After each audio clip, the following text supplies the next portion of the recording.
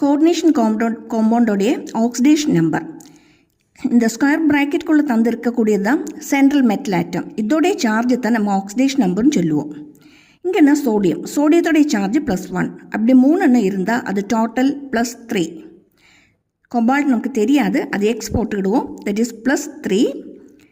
இது ஃப்ளூரிடோன்னு சொல்லும்போது இது -1 தான் ஃப்ளூரினோடைய சார்ஜ். அப்படி 6 இருந்தால் அது -6. இந்த காம்ப்ளெக்ஸ்க்கு டோட்டலாக சார்ஜ் ஒன்றுமே வெளியில் தந்து கிடையாது. இந்த ஸ்கொயர் ப்ராக்கெட்டுக்கு வேறு ஒன்றுமே தரல, அதனால தான் அது 0 போட்டிருக்கோம். அப்படின்னா இதை சால்வ் பண்ணும்போது x - 3 = 0 or x = 3 கிடைக்கும். இந்த கோபால்ட்டோடைய ஆக்சிடேஷன் நம்பர் +3.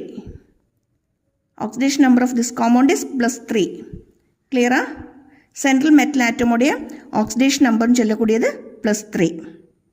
அதே மாதிரி அடுத்தது பார்த்துக்கிடுங்க.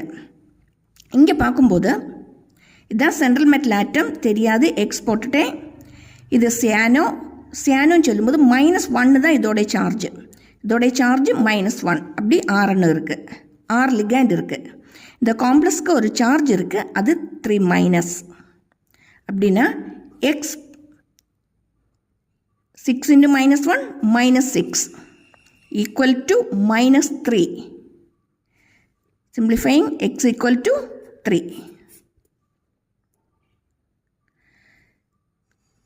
Charge of the central metal atom is +3. Then another one is, again this is the central metal atom chromium.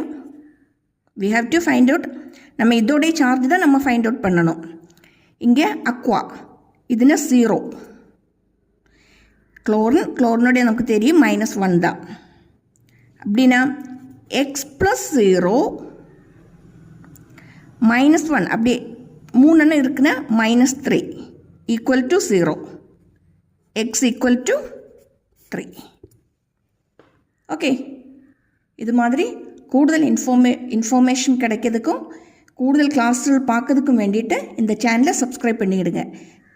எக்ஸாமுக்கு இம்பார்ட்டண்ட்டான நிறைய கொஸ்டின்ஸு டாபிக்ஸு அப்லோட் பண்ணியிருக்கு, கண்டிப்பாக பார்த்துக்கிடுங்க. தேங்க்யூ ஃபார் வாட்சிங்.